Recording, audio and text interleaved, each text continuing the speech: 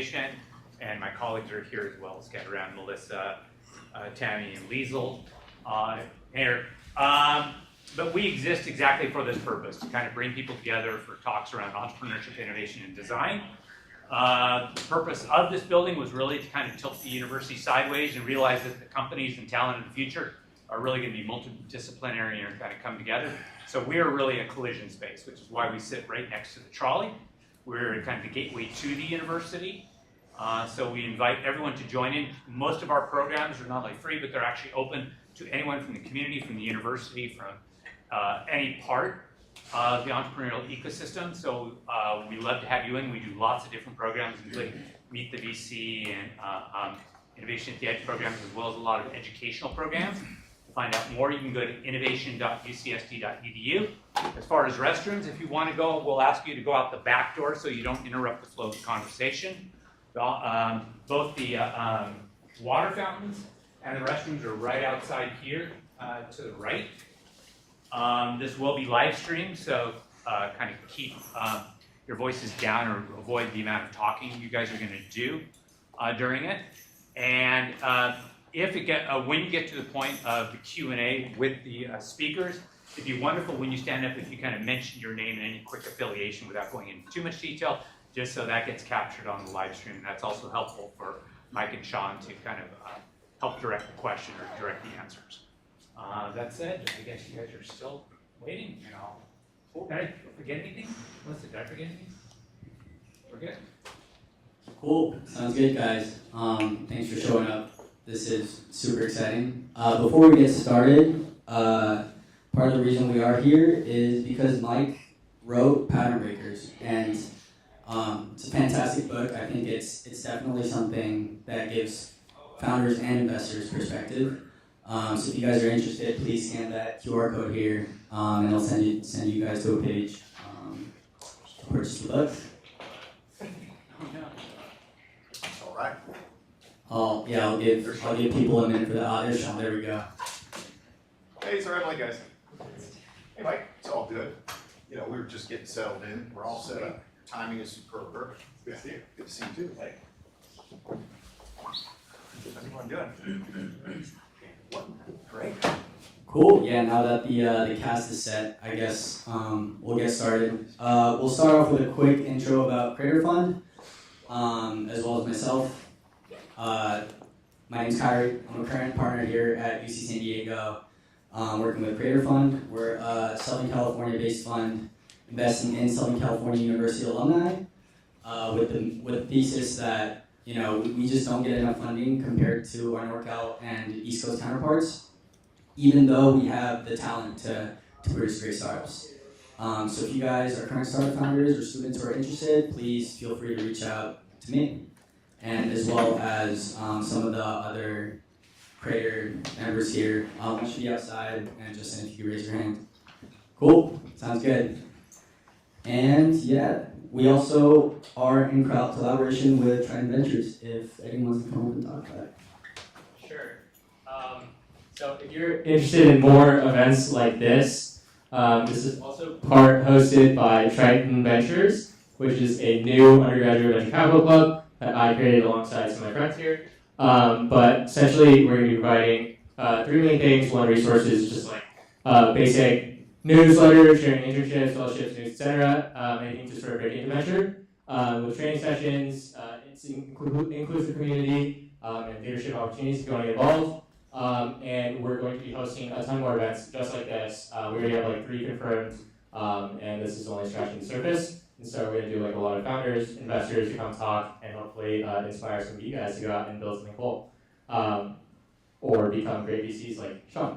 And then also programs to give you guys experience to actually break into the industry. And so we're going to have like a venture analyst program where you can potentially work with a mentor to analyze startups as part of like UCSD's venture fund. This will be like in winter or spring. And then there's also the venture capital investment competition where you can compete against other universities, evaluate startups in front of like a panel of judges, actually win against other schools like SDSU, and more coming. So if you're sold, you can get this link to our website, but I don't want to delay any further for our talk here. Yeah, Andrew, do you want to make an announcement really quick? This is the last announcement. Sorry. Sorry to delay. My name's Andrew. We started SDX as a small student club to bring together the people that are actually building things in San Diego with the most relevant technology of our decade, AI. So we're a small group, we're a dedicated group. We're involved with some really great organizations, not only in the Bay Area, but then also around here.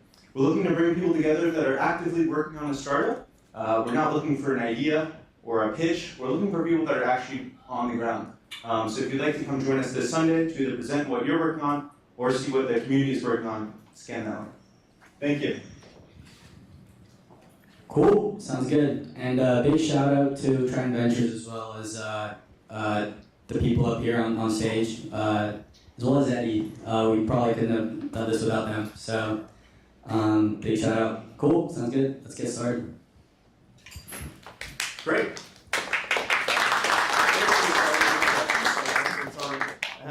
Let's do it. Okay, well, Mike here is a legend, and this conversation is very near and dear to my heart because I'm an alum of this university and very proud to be here. Mike taught me pretty much everything I know about venture capital. We worked together at Floodgate, which Mike started, but taking a little step back before that, Mike is a legendary founder and part of 2 IPOs. And I think what I most appreciate about you, Mike, is that you are probably the most thoughtful about frameworks around how to think about startup ideation and then going through the 0 to 1 of this generation of venture capitalists and startup founders and startup helpers. I think that one of the great things about the way you approach it is really approaching it from an academic point of view almost, right? Or really being thoughtful with frameworks and mental models. And that is something that up until just before this book was released was really just in private conversations with you and in maybe private workshops with you, but now is available to the whole world to be able to kind of absorb a little bit of your brain through your new book, Pattern Breakers. So why don't we start talking about pattern breakers and then jump right into that. Sounds good. And in the meantime, congrats on all the success that you're having. Thanks. It's been fun. So Sean's now partner at Lower Carbon. And so, we got to work together at Floodgate for a few years, and you're making home team proud. Thanks. Yeah. Lots to do, but a lot Kudos to you. came from conversation. Yeah, so you're not just an alum from UCSD, you're also an alum from Floodgate. That's right. And we're proud to have you as an alum. Yeah. So pattern breakers, let's talk about the book. What prompted this journey of yours? So put this to paper and put a lot of your lessons learned there. Yeah, so it was born from embarrassment, actually. So in 2014, almost exactly 10 years ago, Twitch was acquired by Amazon for $970 million, and we made 84 times our money. And that's good. That's what you're supposed to do. But the tricky part was I'd forgotten I was a shareholder in Twitch. So what had happened is I had invested in a company called Justin TV, and Justin TV morphed into being 2 companies. Social Cam and Twitch. And Social Cam made sense to me because at the time Vidi was a hot company and I thought, okay, it's going to be like YouTube for videos. Twitch didn't make any sense to me. Who's going to want to watch somebody else play video games? Nobody's going to want that. So they must have just spun out the real asset, so they could do something. And then when Autodesk bought Social Cam for $65 million, I just thought that was the company. Yeah. So you can imagine what it's like. I'm call my investors and I say, this is a little bit embarrassing. I know I'm supposed to have audited financials. I didn't have Twitch in any of our financial statements because I didn't realize that we were a shareholder. But it does turn out that we have all these shares and there's this windfall and we made 84 times our money. What would you like me to do? Should I restate my financials? This is embarrassing, not how we like to do things. And everybody's like, this is freaking awesome.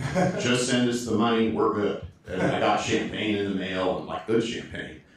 And that same week, I helped a founder shut a company down. And you probably saw some of this, right, when we worked together. Like sometimes it doesn't work out. And a lot of these founders had done all the right things. They'd done the things that you learn in entrepreneurship classes. They'd done the business model canvas. They'd done a good job recruiting. They had good culture, a lot of things. And they would have been a case study other than the fact that they failed. And so, and this was this wasn't a one-time occurrence for me. I saw this happen all the time. You know, I noticed that 80%, I was 10 years into business, 80% of my exit profits had come from pivots. Mm-hmm. And I'm like, you know, what business am I even in, right? Like if 80% of the profits come from something else other than what I invested in, Yeah. should I even care what the product is when I invest? You know, what's going on here? And so I thought, okay, I either just need, maybe I'm just lucky and this is all random and I need to retire before I get exposed, or there's something else worth understanding. And so the genesis of the book wasn't an intent to write a book, it was to kind of figure out, should I keep doing this job or should I find another job, right? Where I could impact the results. And so later on, Peter Ziebelman, right, at Stanford GSB, talked me into working with him to write a book. But the book was an outgrowth of the things that I learned while I was in this rabbit hole for about 3 or 4 years, from 2014 to 2017, 2018. Sure. So what's the conclusion? Do we still have a job? Or yeah, I guess so. I do believe that there's a lot of randomness, but I also believe it's not all an accident, right? And so, but I also believe one of the things that's always bothered me a little bit about how entrepreneurship is described, especially in these books, when the company wins, is it's all a little bit too tidy. And like in my experience, startups are not tidy. They're wild. Mm-hmm. And it's like, you know, spotting a great startup is like spotting a capitalist mutation. You know, it's like finding some mutated bird in a rainforest or in the Galapagos Islands, you know, something that's never been seen before. And you kind of don't always know what to expect and when you're going to see it and if you see it when you do. But like I just found that, so that was one thing I believed. The other thing that I noticed was that a lot of the startup frameworks were about avoiding avoidable errors. Mm-hmm. So people would say, okay, startups fail because they don't have a market. So they would do market assessment techniques. And they'd say, okay, one of our frameworks or a set of our frameworks are going to be about finding good markets. Or startups fail because they don't have a business model. Yep. So, you know, you need a business model canvas.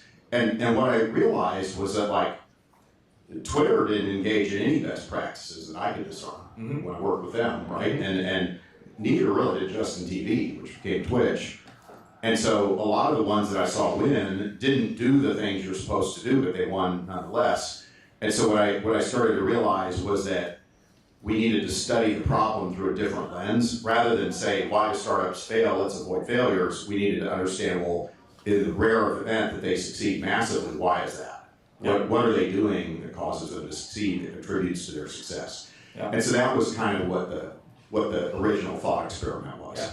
And you've been a part of so many great, iconic outcomes here, right? I mean, some of them are up on the board. We talked about Twitter and Lyft and Twitch, Chegg and Okta. These companies all, there's a pattern here, right? When you think about reflecting on the past as well, and maybe we could talk even about some of the companies that are invested in today, right? There's a through line here. Can you share a little bit more about how you think about that? Yeah. So that if I was going to net it out, I would say that business is never a fair fight. The only question is who gets to fight unfairly. Yeah. And what most people don't understand is that in the default, the incumbents fight unfairly. Yeah. So the conventional wisdom that I disagree with is, hey, most startups don't work because they don't have a big enough market or they don't have a market at all. So what you should do is assess big markets and then go find unsolved problems and unmet needs for underserved customers in those markets, go build a solution for them. But the problem when you do that is that as an entrepreneur, you buy into a certain context, which is that the rules of the market as they've been established will persist as being rules. And what I saw happen time and again was that the best startups forced people to abandon the rules. Yeah. That they refused the premise of the rules, and that was part of why they won. And so the Pattern Breakers book was about, okay, what is it about these pattern-breaking ideas that sort of propose radically different futures that defy the rules? Like, what powers do founders harness when they do that? If a corporate capitalist is trying to build a sustainable moat and trying to compound their advantages and trying to do all those things that big companies are supposed to do. Well, a startup doesn't have anything to compound. Yeah. So like what powers does the startup have to harness to change the subject? So the corporate capitalist creates value through persistent compounding and competitive moats and profits. The startup capitalist is a different kind of capitalist. A startup capitalist achieves greatness by changing the subject. Yeah. So a startup capitalist shows up out of nowhere with something radically different that can't be reconciled with anything that's ever been seen, and then they disorient the incumbents and impose a new set of rules. Yeah. And in some ways, this may be a bit of a meta point that I want to take a step back, but as I reflect a little bit on your framework in the book, you did this with Floodgate and with seed investing to a large degree, right? I mean, could you share a little bit about Floodgate's story and maybe how you would apply path breakers there when you think about seed investing wasn't a thing when you were starting out? Yeah. So seed, what I argue in the book is that all great startups. I mean, there's a few arguments, but one of the central arguments is that you have to have a non-consensus and right insight about the future. Yeah. And so I was lucky enough that I was living in the future because I was hanging out with Steve Blank and Eric Ries and Andy Urco right at the time that lean startups were becoming a thing, and there wasn't an organized category of funds that were able to invest $1 million at a time or $500,000 at a time. And so my slide, my first fundraising deck to LPs, I had this really simple slide, and it had two rectangles. And at the bottom, it said less than 250,000, Yep. and the top rectangle said greater than 5 million. Mm-hmm. Angels, Series ABC. Yeah. And then in the center, between those two rectangles, I had a circle that said gap, and then opportunity, 500,000 is the new 5 million. Right. And that's the whole slide.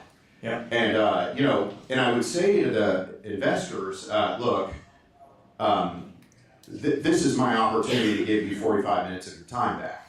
Because if you're not prepared to agree with this, or you already disagree with this, or you're not willing to consider the possibility that this is right, nothing else I'm going to say is going to make any sense. Yeah. And so I can just give you your time back, no hard feelings. Yep.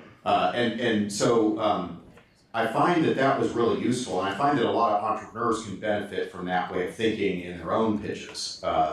Because that slide was so simple that if somebody believed what I believed, they could draw that on a whiteboard for everybody else. They could say, oh, well, you meant this Mike Maples guy. What did he tell you that wasn't obvious? The guy could draw two rectangles in a circle and say, here's what he sees, And so that was really, that worked out pretty well. But it was a classic case of what I advocate for in the book. You're living in a different future than most people. You identify what's missing in that future, i.e., $500,000 checks. And then for founders who've asked how much they want to raise, and then what you do is you create a movement where you move early believers in your idea to that different future, right? And so when my initial investors, I didn't look at as just money, I looked at them as co-conspirators, right? And I was like, okay, we're starting a movement here, and we're going to try to make seed investing a legitimate new category in the venture landscape. And so I need to get the best LPs to buy into this, and I need them to validate it and co-create the future with me. Yeah. And so, Phil Horsley at Horsley Bridge and Dave Swenson at Yale, those guys co-created the future with us. Yeah. And what I love about your framework also is foundational to that alternative future, or that future that you see is inflections, right? Some change event in the market, which now, I learned that from you. I now use that every day in my work investing in climate change companies, climate tech companies. But the change event that I think you saw before anyone else saw is that it was cheaper to start a startup, right? And it's becoming even cheaper now. So, the reason that you needed $5 million prior to Floodgate existing is that, AWS wasn't around, right? And now suddenly you had or the lamp stack. Or, sure. Like when I started Motive, you had to buy Solaris servers running Oracle databases, and you host them in Exodus data centers, and you didn't have agile programming, so you have a new release every year. Yeah. And if you're wrong about the features of the product, it just bombs. Yeah. You're out of business. And so what happened was that the lamp stack and variable cost web services and broadband penetration and worldwide pools of labor, software talent. Yeah. Just changed the dynamics. And so what had happened before all this was that when you would fund a startup, you funded technology risk takeout. Yeah. Right? So in the early days of computing, computers weren't good enough. You know, anybody would have paid for a faster computer, a faster router. And so if you could make a router 10 times faster, you were guaranteed to have a market because everybody wanted the faster thing if you could build it. And so what would happen is you'd come in with an idea, I've got this widget that goes 10 times faster, and the VC would say, well, if I believe you can build that widget, I'll give you some money to prove that you can, and if you create additional proof, I'll escalate my commitments as you increase your certainty that you can build the thing. Yeah. Well, with the LAMP stack, it no longer became about technical risk, right? Like Kevin Rose started Dig for $1,500 over a weekend. Yeah. And so what happened was the relative importance of market risk and technical risk flip-flopped. And so it became a contest of who could get product market fit first. Yep. And so if a whole lot more people can start startups because it's cheaper and first the product market fit wins, now you're funding market risk takeout more than technical risk takeout. Mm-hmm. And so that was I think that was a pretty profound insight that we had. Yep. And there were two ways to harness that insight. There were really three people who did. There was us, the seed funds, and myself and Josh Koppelman were kind of the guys focused on that. Y Combinator had a different model that I think was better in many ways, but it was also a response to market risk takeout. It's like, okay, if we can fund these companies at a really low price, we can plant 1,000 seeds and not prey, or at least not have those economics. The other guy who really understood this was Peter Fenton at Benchmark. Yep. So Fenton understood that, okay, well, if people are funding market risk takeout, I have to become really good at assessing what companies have started to take market risk out. Yep. And if I can understand where the risk curve and the adoption curve intersect, I can afford to be later and sometimes even afford to pay what seems like a high price. Yep. Because if a company is taking out the market risk, you're probably underestimating its upside. And so I just need to know if that's valid or not. And so I would say that those were the three main insights that you could have had at the time to exploit the new inflections. Yeah. And you've carried that through your entire investing career. I mean, just look at the companies on the board, right? I mean, you saw a lot of these companies created their own categories based on a lot of the inflection and insight together, right? Yeah. When you talk about new categories, that's what you're talking about, changing rules of the game, right? Yeah. So that so there's a couple of thoughts. One is that when I think of product market, so who's heard of the term product market fit? Okay, so almost everybody, right? So my definition of product market fit is a little bit more colloquial than some. So I define product market fit as what can we uniquely offer that people are desperate for. And so the problem that a lot of startups have, in my opinion, is A, they're not unique enough. You know, there's too many things like what they're doing. Yeah.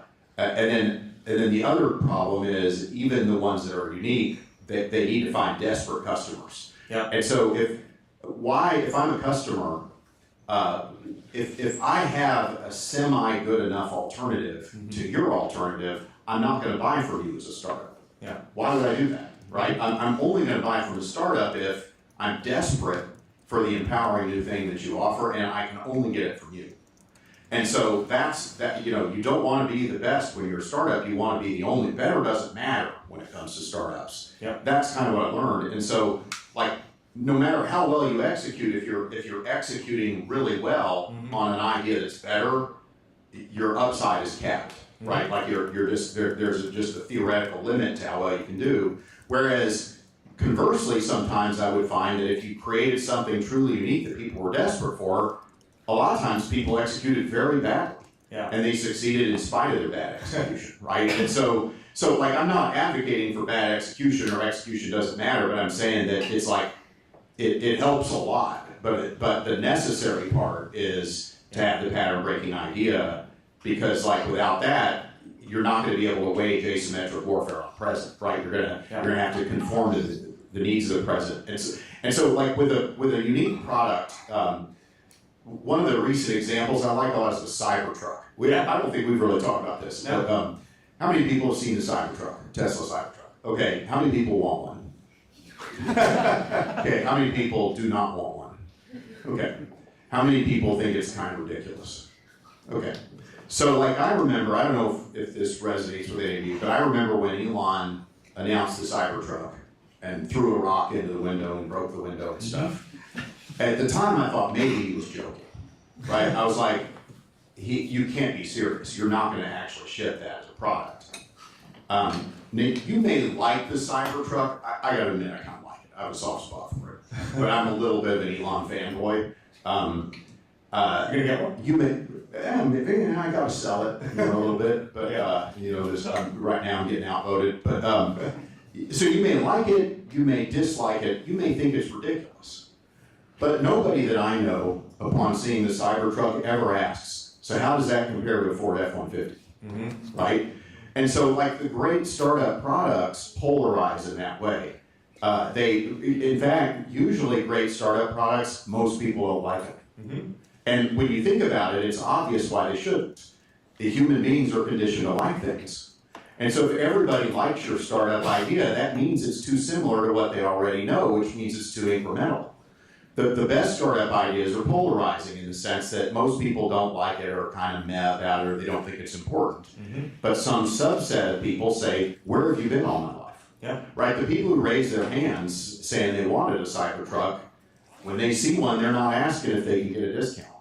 Right? Like those people, they want it. There's no other way to get the benefits of Cybertruckness other than to buy a Cybertruck, right? And so that's the place you want to be as a startup, right? You want to have a product that I like to say forces a choice and not a comparison. Yeah. Right? Elon says, live in my future or don't. But like he's not going to sit there and try to explain to you why he's better than an F-150. He's going to make the difference self-evident enough that you have to choose. And great startups do that. They have enough courage in their product to break the pattern of what's expected. And in so doing, they attract a set of early believers who join a movement with them and co-create the future with them. Sure. Just as a show of hands, I'm just curious in the audience, how many folks here are founders or thinking about starting a company? Sweet. Okay, good number of the right folks. place. Yeah, you did. and as you think about this framework, like what would you have wanted to tell your younger self when you started your first company or second company, right? Like, what advice do you give to founders to actualize a lot of this insight here? The main advice that it has to do, so the answer to the question is, I wish I'd had like the stress tests that the stress tests that I put in the book were the things I wish that I'd had. So like what I learned was that startup ideas are kind of tricky, particularly those that are non-consensus and right, because you only know at first that you're non-consensus. You can't know that you're right at first. Because if you knew that you were right, it would be too obvious, which would make it incremental. So it's like, so you have to be willing to observe the opportunity in situ to know for sure that you're right. And so then, what ideas are worth pursuing? What ideas are worth trying to prove that you're right about? And what's a good way to go about it? So the stress tests try to do two things. They try to help you avoid ideas that sound plausibly good that aren't good. So like the founders of Nextdoor, Sarah Leary and Yaron Tolia, started a company called Fanbase. It was a social network for sports fans. A very dangerous idea. Because like when you say that to people, they say, that makes sense to me. I can see why people would want one of those. That sounds like a great idea. Can I give you some money to do that? Social networks, big, sports fans, lots of them. What's not to like? The problem is there were no desperate people who wanted a sports social network, and no desperate people means failed startup. And so you want to eliminate ideas that sound plausibly good that aren't good. And if you can stress test it for inflections, if you can say, does this idea embody inflections, and you can't find good ones, then that might cause you to eliminate an idea that you're getting positive feedback about, which is the right thing to do. But then the other thing is you want to protect the ideas that seem crazy that are actually pretty good. So like Airbed and Breakfast, which I unfortunately passed on, and I passed on a chance to make 6,000 times my money, so like this book is not about what a genius I am. Right? But it seemed like a bad idea, but was a good idea. And most of the great startups, that is true about them. It's the intersection of a Venn diagram. Seems like a bad idea, is a good idea. And so how do you do that? How do you figure out whether that's the case? you also can do the stress test. And so, you're trying to protect the ideas that seem bad on the surface. Justin TV was a terrible idea, but it was a good opportunity. Yeah. It ended up being a good investment. And so that was, I'd say, the main thing for what I wish I'd had when I was younger, that I tried to include in the book. And maybe an extension of this question, if you are far down the rabbit hole of building, you've raised money, you're trying to validate your idea, and then you suddenly realize this opportunity doesn't pass the stress test, what do you do? Man, I don't know. What I was trying to do is kind of help people avoid that. Right. So here is another one of the lies I think right now. Yeah. Is there's so much money in seed investing right now that you can raise money for your startup without really validating if it's a good idea or not, if it's worth pursuing. And the problem with that is just because you can doesn't mean you should. And here's why. Like a lot of people would say, okay, all things being equal, I'd rather raise $3 million than $1 million because I can have a longer runway and it's lower risk and I have more time to iterate. But that's not what usually really happens. What happens is you raise a couple, $3 million, you hire some people, you rent office space, you name your conference rooms, Yeah. and you're 9 months in, and only then do you realize you're host. Because you're working on a product, you set out to build an MVP, you build it, and the customers are kind of meh. And only now do you realize you're host. And the reason that you're host is you're not building something that anybody was desperate for. Yeah.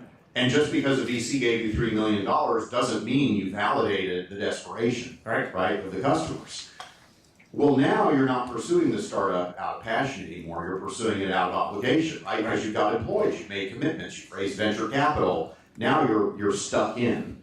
And so to me, that's the only true way to fail as a founder. Yeah. Like, I don't mind making a bet on something wacky. I invested in a company that was going to have a cruise ship with immigrants on it that would take a speedboat to San Francisco on a visa so that they could write code until their visa expires and then they zip back onto the cruise ship. That's pretty crazy, right? Blue Sea. I don't mind though if that fails because it's either the wrong kind of crazy or it's the right kind of crazy, but it's the type of thing, it's a good quest. Right, it's like a quest where if it works, it'd be fun to see what happens. Yep. So like I would rather figure out quickly that we can't take out the primary risks because then the founder has their time back, and the only thing you never get back is your time. And so, like to me, the only real way to fail as a founder is to lose your time, best years of your life. Right? There's no shame in my view of pursuing a high-risk, wildly asymmetric upside, and it just doesn't go our way. Yeah. Because if you do things the way I like to do them, you only have to be right once ever. Yeah. Yeah. Something that you said once to me that stayed a lot with me over the years is, it's our responsibility to convince a founder. I mean, if they're going to work on something, right? If founders in the room are going to work on an idea, you're going to end up working on something for 10, 15 years of your life. If you're really right, it's going to define your entire life, right? And so why work on small stuff? Yeah. Work on something that is going to be meaningful and just like take a real swing at the big opportunity. And especially for folks also who might not necessarily be like PhDs you had mentioned to me once, right? Like how do you arm them with the tools to give them the confidence that this is actually their breakthrough is really worth something here. They go build against. I'm sure you've seen that time and time again. Yeah, well it's funny, most of the I see the opposite problem more often. I see people pursuing startup ideas they shouldn't pursue. Okay. Like a lot of times somebody will come to me and say, hey, do you think I should pursue this idea? And usually my default advice is no. Because if you have to ask me, you're not ready. Right. Right? Andreessen said it well once. He said, it's like chewing on glass and enjoying the taste of your own blood. Right? It's so hard. Yeah. And so you just have to love the idea. I mean, startups are impossible. Like people think of startups as a cool job now because it's been romanticized. It's not a cool job. It's a shit job. Yeah. It is really hard. And it's like your love of the idea and your passion for the field has to exceed all the bullshit you're going to deal with. Yeah. Because you're going to deal with a lot, especially if you succeed. And so it's got to be an idea that like you love it so much and you're so authentically convinced that it's the future that you're willing to deal with all of that stuff because you just can't unsee it and you can't not do it. Exactly. It's the last thing you think about when you go to bed at night. It's the first thing you think about when you wake up in the morning. You know, it's something you would do even if you can't raise money. Yeah. Right? Like it's like it's just pulling you irresistibly to that different future, and it's almost equally a curse as a blessing. Yeah. Right? That you're pursuing it because you're drawn to it and you can't unsee it. Yeah, yeah. I meet founders that there's one story in particular that comes to mind, but a person who doesn't want to build it, but they feel compelled to build it because they can see it, the future so clearly, right? And it's just like, I know this company is going to exist, it should exist, it will exist, I will build it. I don't want to have to be the person who does it, but it's going to happen. Yeah, and if nobody else is going to do it, I guess I'm going to have to do it Exactly myself, right? And it's like, because like I'm just tired of waiting for other people to make this future real. Yeah. You know, a lot of the great startups actually, the startup was just the next thing they felt they had to do to keep working on the thing they were excited about. Right. Right? It wasn't, it was a, you know, I was listening to this Acquired podcast with Ryland as we're driving up here. It's like 6 hours. It's like crazy about Facebook. Uh-huh. And what did he call it, Ryland? It was like from a project to global domination. Empire. So from project to empire. And that's like that's kind of what it's usually like. Yeah. Right? It's like a project that calls you in a certain way, that speaks to you. You didn't start out necessarily setting out to start a startup, but that just became something on the path of pursuing the thing that you were intrinsically motivated to pursue. For sure, for sure. Yeah. So before we open it up to questions, some folks should give me a time check on how much time we actually do have, but I'm curious if you could speak to a little bit of like the most interesting inflections and insights that you're seeing today, especially with everything that's happening in AI, energy. The world is changing, quaking under our feet. Does it feel a little bit like what it was when mobile took off, or when, you know, like when you first started? It's a pretty exciting time. Yeah. So and I realized I just zoomed right past a bunch of stuff and talked about insights without really talking much about inflection. So I'll just really quickly just level set on that. Yeah. So an inflection is a change event that marks a turning point in empowering humans to change their capacities and behaviors. So inflections happen external of any startup. A good example of an inflection was a company that my colleague Ann Muraco invested in was Lyft. And the inflection that helped Lyft out was the iPhone 4S had a GPS chip. And so you could have had the idea for ride sharing before the iPhone 4S. It wouldn't have mattered because you couldn't have built a system that embodied that insight. Now all of a sudden, there was a new thing possible that wasn't possible before. So an inflection is not a trend, it's not a curve, it's a turning point. It's a moment in time when something's possible for the first time ever that wasn't possible before, and things will never be the same. The insight is what the founders come up with to creatively harness the inflection. So in Lyft, it was, oh, that means you could do Airbnb for cars. Now we can locate riders and drivers the way Airbnb can locate guests and hosts. So, okay, what's happening now? I mean, obviously LLMs and a bunch of things. What I'm really excited about now, though, is for me, this AI stuff is more than an inflection. It's like a sea change. And so, like, I've only seen two in my lifetime so far. When I was a kid, the personal computer happened, and I call that the mass computation sea change. And you know, like when I was a little kid, my dad was at IBM, and he sold mainframes. He sold 256 kilobytes of RAM to Bank of America for $250,000. Wow. When I was a kid. And so, you know, computers were expensive, and, you know, you had people running around them in lab coats, keeping them running. And then all of a sudden, you had the microprocessor, and processing became commoditized. What was once expensive became massively abundant. And that changed the entire industry. And so if you study competitive theory, one of the books I like a lot is The Seven Powers by Hamilton Helmer. And he talks about network effects and economies of scale and cornered resources and switching costs and all this stuff. When you have a sea change, what happens is those factors change. So for example, let's talk about another sea change, mass connectivity, right? The internet. So with mass computation companies like Microsoft succeeded because now you could ship software at high economies of scale and get network effects among customers. That had never been possible before. With the internet now, you had SaaS companies. People don't remember this, but there were no SaaS companies before the internet to speak of. They were all software licensing companies. Yeah. The other day I was looking at what was the last meaningful startup that sold in a software licensing traditional on-prem model? I couldn't find one. Not a single one. Yeah. It's Oracle, it's SAP, it's Cadence, it's these companies. But the cloud, you couldn't have had the cloud before you had the internet. Right? And you couldn't have had the subscription pricing before you had the internet. And so what ends up happening with these sea changes is all of these different powers that define value creation, competitive advantage, and moats and stuff like that, power shifts from upstarts and new approaches, and power goes away from the incumbents, right, who relied upon the old way of doing things. And so to me, we're now entering the era with AI, mass cognition.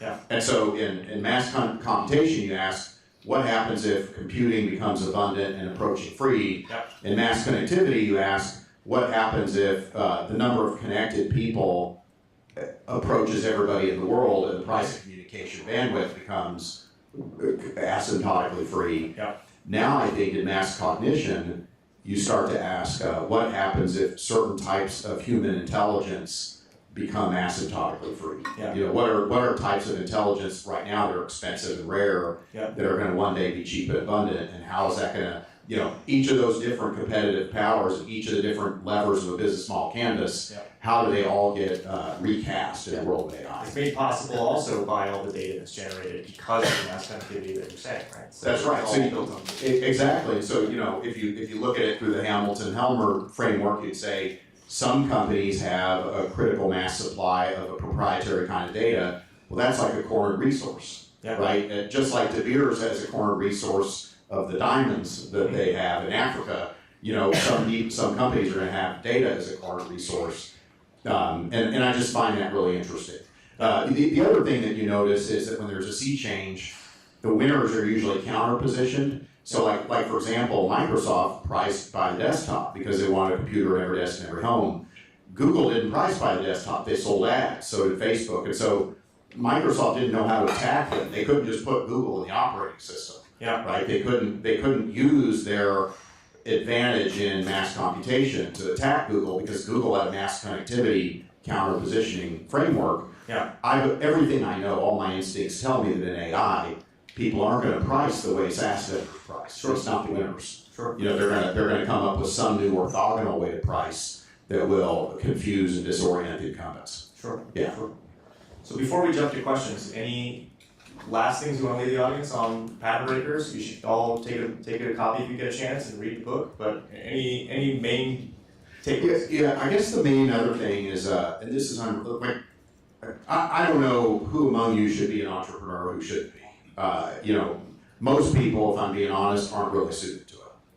But the meta thing that I hope everybody takes away from it is that there's only one you in this world. There's only one person ever in the history of humanity who has your exact DNA.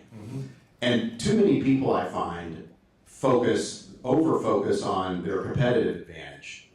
And that also assumes a context, which is playing the comparison game. They want to be the best. But the other way to think about it, I believe, is to try to be your best. Like you can only be the best version of yourself. That's all you can do. You can't be better than your best self. You can't. And so one way I think about life is like one of the secrets of life, I think, is to realize that every day is a gift. You don't know how much time you're going to have. And every day, what you want to do is honor that gift of your time by striving to be the very best self you can in this world, right? To understand what are you intrinsically motivated by, what are you really awesome at, what is the world value that you can offer. The intersection of that Venn diagram, if you pursue that with reckless abandon, you'll be impossible to compete with, right? So like, if I tried to compete against Peter Thiel by being Peter Thiel-like, I'm going to lose because he's awesome at being Peter Thiel. He's smart, right? But like, I try harder than anybody I've ever known to understand what a raw, great startup looks like. Yeah. And if somebody wants to compete with me on that turf, I welcome them because I'm going to smoke them, right? Like I'm going to care about it long after they quit caring about it. Yeah. Because I'm just more interested than they are. Yeah. And so I think that whether you do a startup or not, understanding that is really key. You know, the big lesson I learned from Adam Smith and Ricardo was not the invisible hand, it was the principle of comparative advantage. Yeah. And it's more important to think about your comparative advantage than your competitive advantage. And when you think about your comparative advantage, you're more likely to come up with answers that make you hard to compete with. And that's what you really want to do. You want to be the best competitor by being the only, not the best.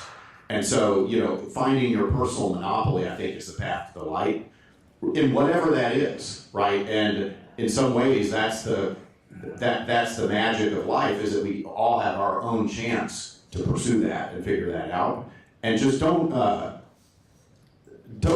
lose sight of that, because you're going to be surprised. Some of the older folks in this room, life ends up kind of coming at you.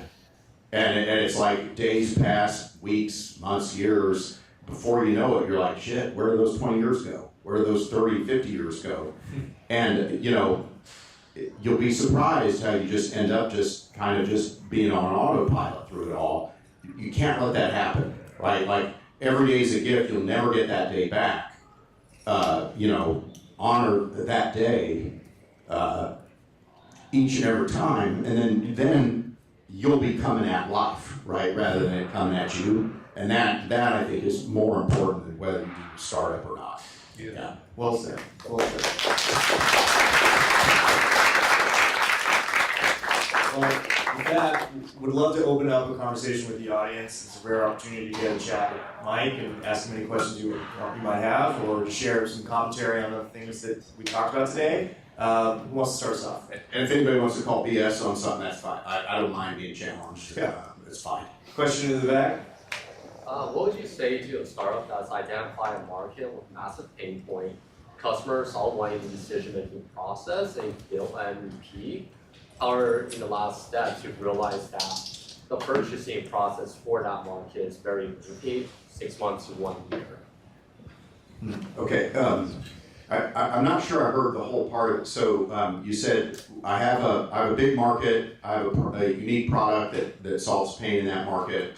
And then what was it? Is the purchasing process is complicated? Purchasing process just takes a really long time, even though the decision makers are all in favor of buying products. Just a really drawn out process. Yeah. Okay. Yeah. So let's see.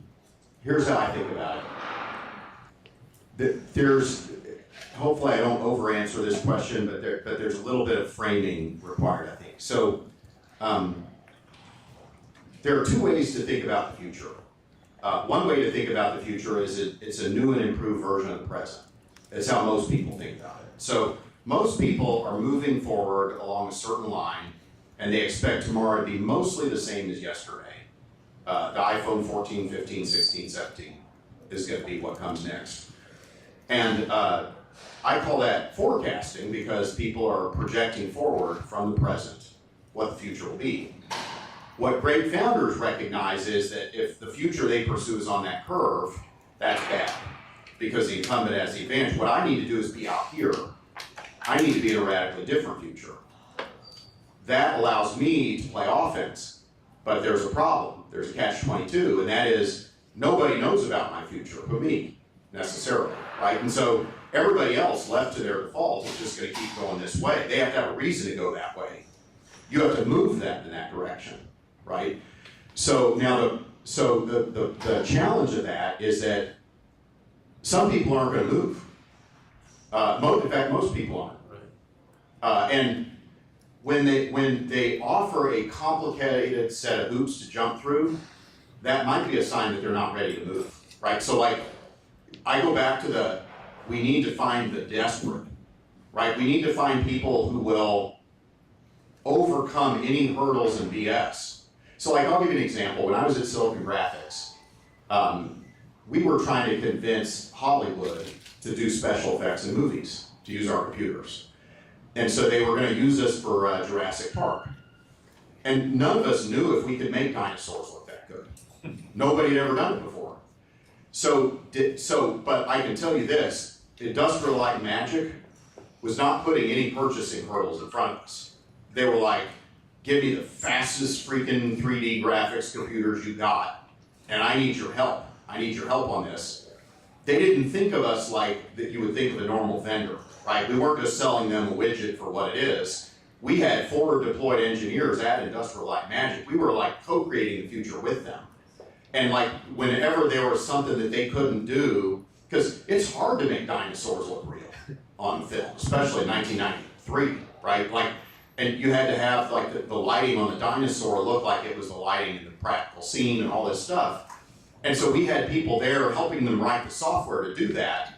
And you know, they were never saying, well, your spec didn't say X, Y, and Z, or you need to prove X, Y, and Z to get a purchase order. It was like, I need to get these dinosaurs in the movie. Like, if you can solve it, if you're my only path to solving it, I'll do anything to solve it. And so, you know, we ended up co-creating the future with Industrial Light and Magic. And like what happened was they were a great Lighthouse customer because after people saw Jurassic Park, you could imagine what all the other effects studios said. Holy crap, that's amazing. Give me some of that. And you know, when IBM and HP and Sun would say, hey, use our computers to do your next special effects, they were like, no, I want exactly what Industrial Light and Magic has. Don't confuse me with any facts. Get me what they got.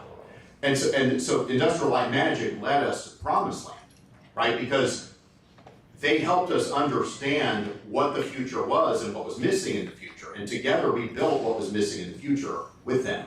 So without knowing your specific customer, I would say you want to find people who believe intensely in the future that you believe in, and they believe in it so fervently that they will overcome any red tape or bogus BS to shove your product through purchase. In my early days of Motive, I was selling to Netscape.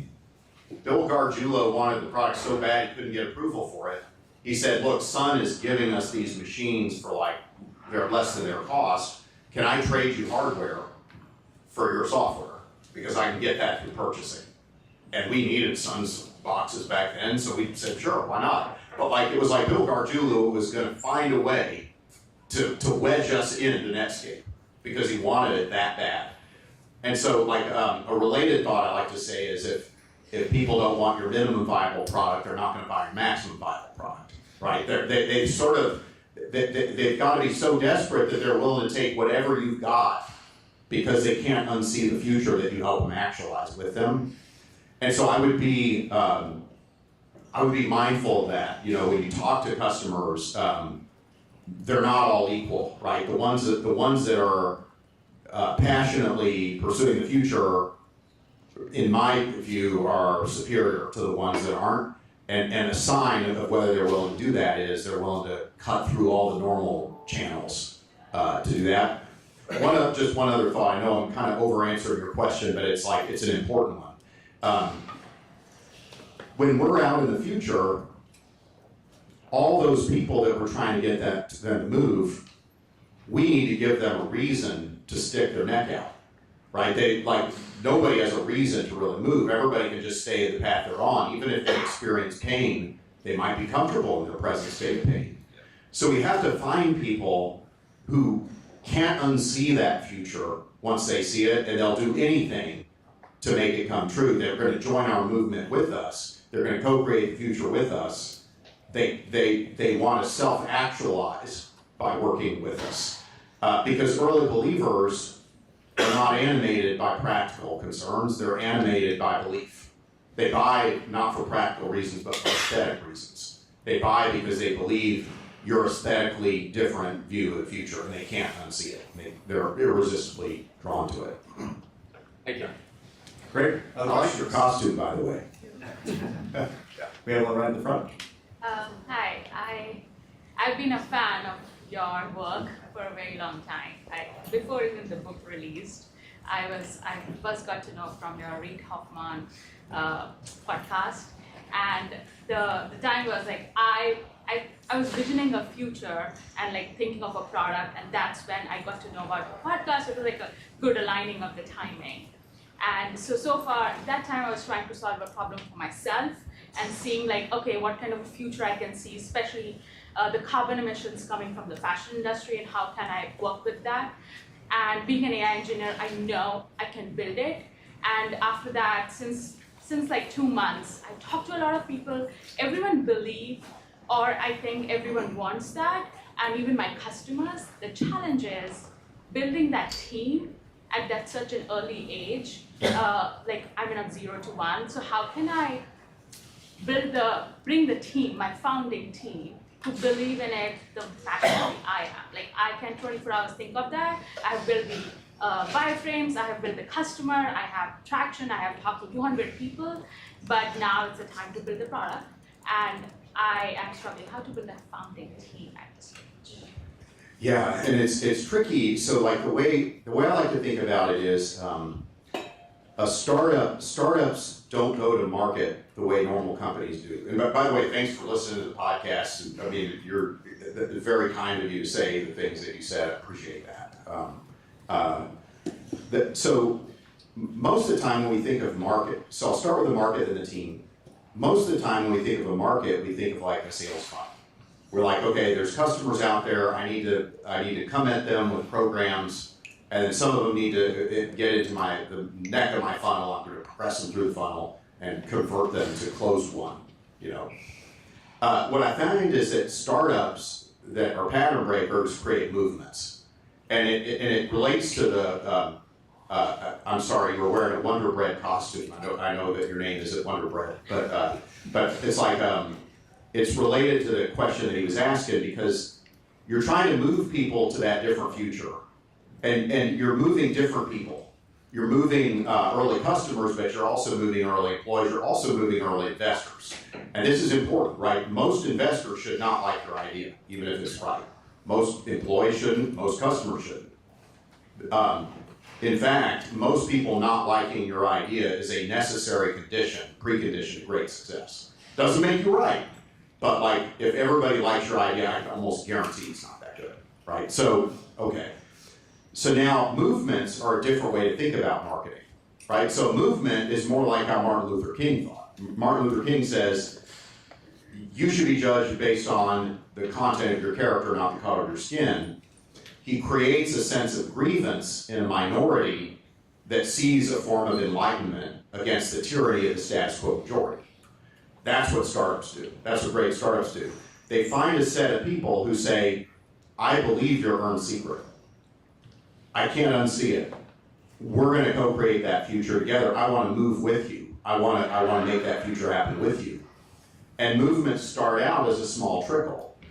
But then as more people start to see the benefit of the idea of the thinking, it goes from being a heresy to the conventional wisdom. And this is true, by the way, scientific theories. It was true. Picasso did Cubism. It's like any fundamental insight is true. But like, we have to ask ourselves who's ready to move and who isn't. And then we need to realize when we find somebody ready to move, we need to engage them where they're the hero in their own hero's journey of their life. And we need to help them see why, if they stick their neck out and take a risk with us, that they're going to self-actualize somehow in a meaningful way that they can't do any other way that they care about. Sometimes you might find that people you want to join your startup team are not going to meet those conditions, right? And that's okay. Like, so I'm like, there's two kinds of people in the world when you have a breakthrough startup. The people who want to move with you, and the rest of the world who doesn't matter. That's all that there is, right? And it's like, I've had this happen when I was a founder.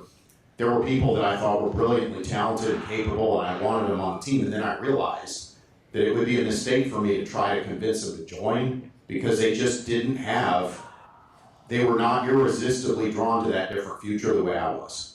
I would rather have somebody less talented who is just a unbelievably all-in true believer, right, of it.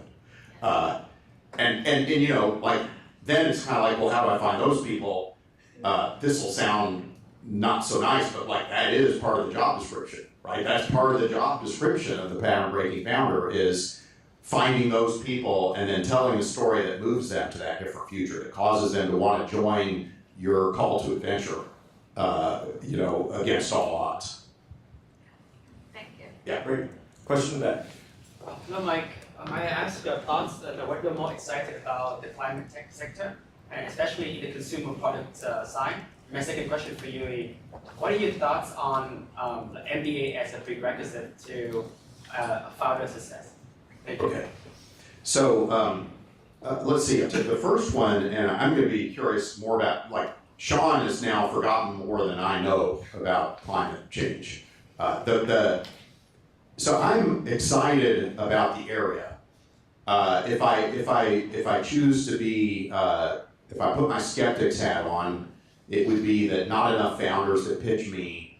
There's two things that sometimes fall short. The first is there's not an inflection. So like what a lot of times I'll get pitched by a climate change startup, and they'll say, this climate crisis is terrible. We got to do something about it. And I'll be like, I agree. What's your inflection? And they won't be able to answer that. They'll say, well, there's a new law. Sometimes it'll be new legislation, but I get a little skeptical about that stuff. So I believe that the founder has to have an inflection, because otherwise they don't have a weapon against the present to change the subject, right? All they're going to be able to do is a new and improved version of more of the same. And so with climate change, what I'm looking for is inflections. I believe they exist. Nuclear, I think, has a lot of interesting elements to it. There's a lot of stuff. But that's the top question I ask is what's the inflection? A related question that I ask is this from the future? And so we didn't really touch on this, but also I'll do a short version. But I tend to believe that William Gibson was right, that the future is already here. It's just not evenly distributed. And most people who have great startup ideas are actually living in the future before the rest of us. So the example I gave with Industrial Light Magic was trying to live in the future. And we were living in the future with them. And the insights behind our special effects software and hardware came from building what was missing in the future. And so the best startup ideas come from, in my opinion, not trying to think of a startup, but by living in the future and building what's missing in the future. And those are the ideas that are worthy of your talent and time, because the odds are massively stacked in your favor that your non-consensus is right. And so, that a lot of the other problems that I sometimes get when I get pitched is I'll say, why is your climate change idea for the future? And they'll say, well, in the future my product's going to change climate change.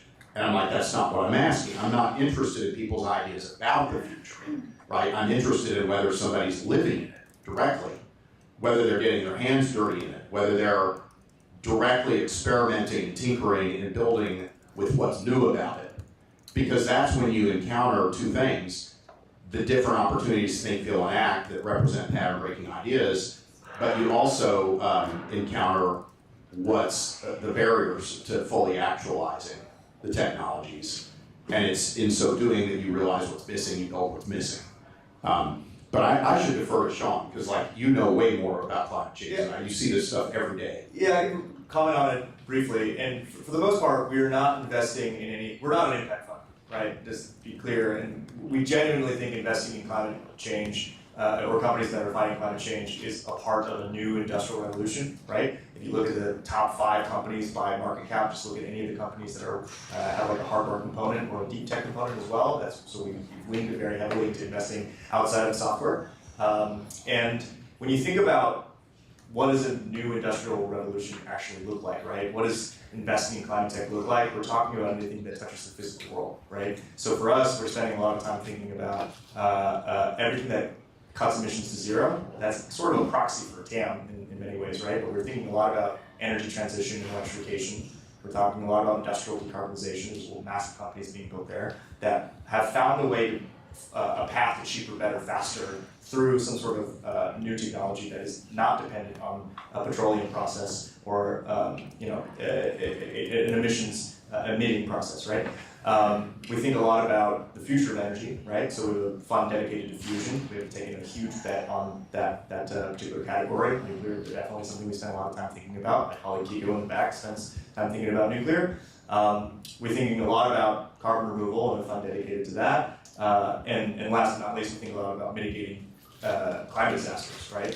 When you talk about inflections, it's happening, the pain is being felt in real life, and we see storms, hurricanes, wildfire, drought, flood, right? As a simple example, when you think about inflections, right, the insurance industry is completely in upheaval today because there's whole parts of this country where you can't get insurance for your home or for your property because wildfires are uninsurable risk right now. So there's a lot of interesting companies in the insurance space that are trying to figure out how to properly underwrite that risk, and that is a software problem, it's a fintech problem, and there's massive companies being built there, and the wave of talent that is going into solving some of these problems, both in deep tech and in software and in fintech, addressing these challenges are all unicorn founders who all think that this next climate technology that they're going to go build is going to be bigger than anything they previously built. The best example of that might be Peter Reinhardt, who started a company called Segment, sold it for $3 billion, software company, and now he's building a carbon removal company called Charm, and he thinks that's going to be the company that's going to be his legacy. I can go on and on about it. If people want to keep talking about climate, I'm happy to talk about that. Yeah, and then just part two of your question was about getting an MBA, right? It's interesting, and so not everybody's going to have the same sensibilities that I have on this question, but I tend to avoid general statements when I can, right? Because I think that great startups are a once in a lifetime event, right? Like all the great startups I've worked with, there was never anything like them, like before or after. And so, like, what I've come to realize is that great startups are all about hyper-exceptionalism and being one of one, an N of one. And so, now, if you kind of go back to this Venn diagram of what am I intrinsically motivated by, what am I awesome at, what does the world care about, how do I honor the gift of my time, if getting an MBA is the best way you know of to honor the gift of your time, I mean, I got one I thought was great, but like, if that's the best way you know to take advantage of, your finite amount of time, then hey, great, right? But like, just make sure you know that's why you're doing it, right? And that if you're not going to get certain things in that time, that you're augmenting it with things that will, complement what you're getting out of it. But like, if I had to just say in general, which I try to avoid, but I think that right now, MBAs are probably underrated as founders. If you look at it, if you look at the facts and the statistics of the number of great startup outcomes, I think the number of outcomes relative to kind of how people diss on MBAs for being conventional thinkers and stuff like that is a mismatch. I think that there's a huge opportunity to work with MBAs for the most part relative to how they're valued by certain circles in the Valley. Thank you. Other questions? So I followed you on several podcasts too, and so Thanks for doing that. yeah, one of my questions, I know you love reading books, and so from Jim McKelvey's book on innovation stack, can an inflection point be a process, like the example of Southwest Airlines and even Square that Jim McKelvey did? There wasn't a specific inflection point, but they came up with a new process, new way of doing things. In theory, it could. So like, one of the challenges with this whole inflection thing was, so like, let's just, if we just zoom out, like, what is the point of inflection theory? It's that inflections are, the reason it's a theory is it's an explanation. It's an explanation for why startups win. And so the inflection is the mechanism that the startup harnesses to wage asymmetric warfare on the present, right? It's like the Rock and David's slingshot against Goliath, right? So we need that in order to have a fighting chance to win, because we're not interested in fighting fair, right? So the inflection lets us fight unfair. So one of the problems that I encountered in writing the book was, okay, the iPhone, let's take that as an example.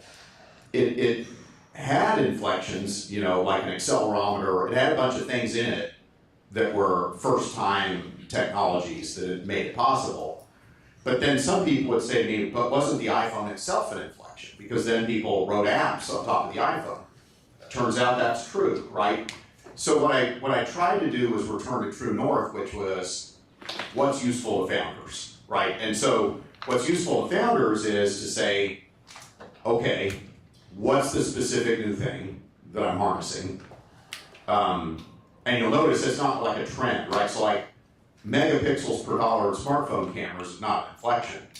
The inflection for Instagram was smartphone cameras, right as they released Instagram, became good enough for the first time for it to be your primary camera, for you to not think you needed another camera when you travel around.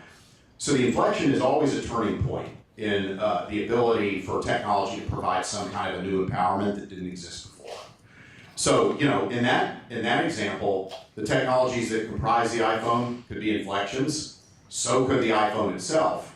What matters is the perspective of the founder, and is there a new thing? If so, what form of empowerment does it provide specifically? Who does it empower? And then what are the empowerment conditions, right? So like nuclear power has existed for a long time, but we haven't really built any power plants since 1970. So just because you have a power doesn't mean that you're going to use it or that people will use it. And so for something to be a valid inflection, we need to ask all three of those questions. What is the specific new thing? What is the new type of empowerment to alter human capacities and behaviors? Who's affected by that empowerment? And then under what conditions will that empowerment be realized or not? You know, if users wouldn't have shared their GPS location info to apps, Lyft couldn't have succeeded even if GPS chips were smartphones, right? So those are the three things that we look for. And what I decided, when you write a book, one of the things you realize is it's kind of like writing code. You're not there in the margin to explain stuff to the reader as it goes. And so you kind of have to make some choices. And so I was like, you know, I just ought to be dogmatic about defining an inflection and then say anything that meets those conditions is an inflection. Because anything that meets those conditions can be useful to a founder in shaping the future. Thank you. Yeah. One question on this side, in the back, yeah. Yeah. As an investor, I want to ask, it's difficult hard to find the one and only company, and there's no competitors. So always, every sector have a lot of competitors, like a Lyft. Yeah. Also have the Uber. What difference do you look for when deciding to invest in that company? I like that question. So even if we have an insight that's non-consensus and right, we cannot know categorically that we'll never have competition. We can't know that somebody else doesn't have the same insight. But if we don't have an insight, I would assert, we can know almost with certainty that our opportunity is going to get arbitraged away by competition. So if our idea is obvious, I can guarantee you, even if you don't know who they are, there's tons of startups doing the same thing. And I can guarantee you, even if we don't know what they're going to do yet, incumbents are going to see why they need to be in that market sooner. And so, like I like to say, when you're a startup, it's almost like, you know, in the African Serengeti, when a baby wildebeest is born, it kind of falls out of its mom, and it's in this sack, and it's struggling to get up on its feet. It can barely walk. And it's like, if it doesn't learn how to walk in a few minutes, the mom says, hey, sorry, sucks to be you, but I gotta go. And they take off, and the next thing you know, Nubian vultures are circling, and hyenas and jackals and all this stuff. It's not pretty. And so, like, a startup is vulnerable that way. And so, a startup in that vulnerable state needs to not have a bunch of predators circling it. It needs to have the latitude to make mistakes and to screw up with early customers and to like be slightly wrong about the first iteration of product. And the more obvious the idea is, the less that will just be true. So you're right, like Lyft ended up having competitors. But I would say that Lyft met the conditions of having an insight at the time that you would have funded it. The insight would have been, in the future, you're going to be able to share cars the way Airbnb could share housing space. And it's enabled by the inflection of the GPS and the smartphone, iPhone 4S. The non-consensus part of it is that it seems crazy to get in a stranger's car. Are people really going to do that? But, you know, Ann and I had foolishly passed on a startup called Airbed and Breakfast because we thought people were going to get murdered in these houses. And so we were ready to take a walk on that wild side. but you're right in the sense that you can have an insight and simultaneously somebody else might. But if you have no insight, I would assert that your ability to change the future is radically diminished because there's just going to be too many alternative ways that the customer can get the empowerment that you're about to offer. More questions? In the corner? In the blue? Sure. Yep. In your startups, at what stage did they come up with the name of the product? Beginning or the end? Or in the middle? It varied a lot. So like Twitter, they were going to either call it TWTTR or Voicemail 2.0. And Lyft, they were Zimride, and then they had this idea for another service, and they called it Lyft, and it kind of just stayed that. You know, Twitch started as Justin.tv, and only later did they name it Twitch and Social Cam. Chegg started out as Chegg Post. And so there's been a surprising amount of change, actually. But it's funny, usually the name of the product that ends up succeeding, there's an aesthetic value to that name that matches the future they're pursuing. I don't know why that is or how to describe it. There's something ethereal about it. But like Twitter, you just knew was right for describing what the product did. And, you know, Twitch, it was the same. You just like it. When you saw what they were proposing to do and they talked about what they were going to call it, you're just like, they got it, you know. Or I didn't think it was going to matter because I didn't think anybody's going to watch people play video games. But I thought that's a clever name.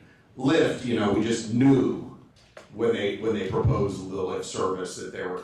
And you know, you look back on like Google, Microsoft, Intel.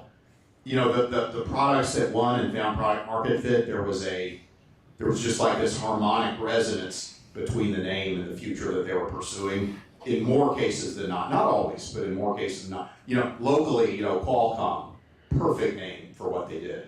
And so I've always been surprised at the degree to which the name often reveals a lot about whether the founders are authentically pursuing the future they're pursuing. I can take one more question and then we can open it up. Okay. Yeah. How about in the front here? Hi Mike, thanks for giving your time today. Yeah, thanks for coming. Yeah, as a successful Silicon Valley seed investor, I was curious, and especially based on what you've talked about today, what is your perspective, I guess, on the Theranos case study? I guess, and what are lessons learned from that for you for future investments? Yeah, so like one of the sayings that we have, I think we developed this saying more recent than when we were working together, Sean, but like Ann and I were talking about this one day. We said sometimes we confuse obsession with charisma.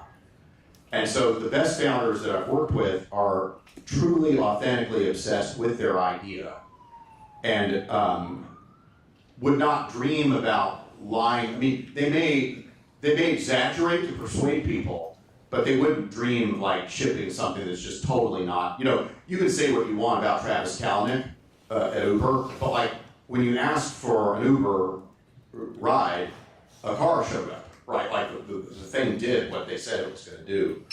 I think that Elizabeth, unfortunately, was more about the charisma than about the reality of the future that she was building. And she's not the only one, you know. Who's the guy that did the Fire Festival that was all screwed up? He was one of those. You know, so there are people that will fool you with their charisma because, you know, persuasion matters in terms of getting people to buy your story. And part of why I wanted to have these stress tests, you know, inflections, insights, that kind of stuff, is I wanted to find a way to stop getting fooled by those people, right? But fortunately, I didn't know enough about Theranos to ever have invested or be pitched to invest.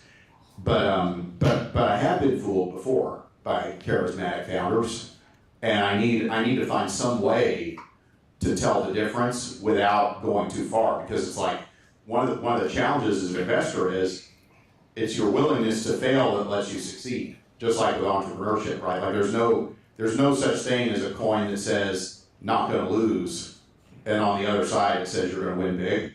You know, you have to be willing to be embarrassed to have the other side of the coin say wildly asymmetric upside. And so you gotta be careful not to learn the wrong lesson when you back the wrong founder, because you might not back the next Justin Kahn or the next, Brian Chesky or something like that.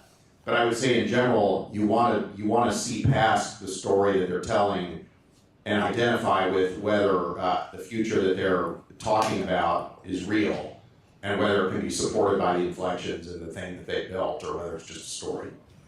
Last question from me, is there gonna be a sequel? What's next for you, Mike?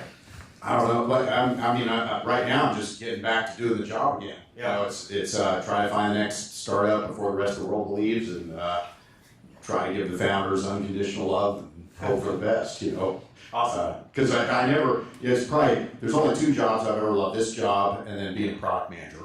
Yeah. And so hopefully I get to do it a little bit longer. Yeah. Yeah. Well, thank you, Mike, for coming in to UC San Diego today. And if you guys have questions, if you're a founder who wants to pitch Mike or talk to him about anything, feel free to come. Ryan, do we have time to sign books and stuff? Yeah, we do. Okay. Okay, thanks, guys. Yeah. All right, round of applause.